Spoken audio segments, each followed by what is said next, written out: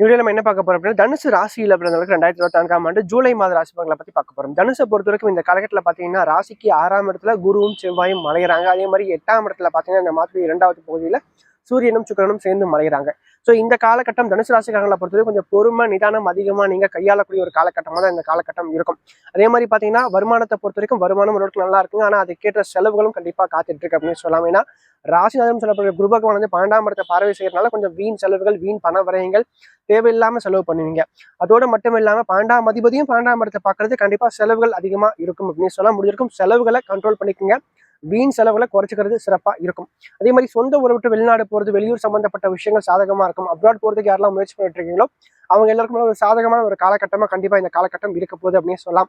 அதோட மட்டும் இல்லாம 10ஆம் இடத்தை குரு பகவான் பார்க்கறதும் 6ஆம் இடத்துல இருந்து 10ஆம் இடத்தை பார்க்கறதுனாலையும் இந்த காலகட்டத்தை பொறுத்த வரைக்கும் வேலை இல்லாதவங்களுக்கு அல்லது வேலை தேடிட்டவங்களுக்கு நல்ல ஒரு வேலை கண்டிப்பா கிடைக்கும் அப்படின்னு சொல்லலாம்.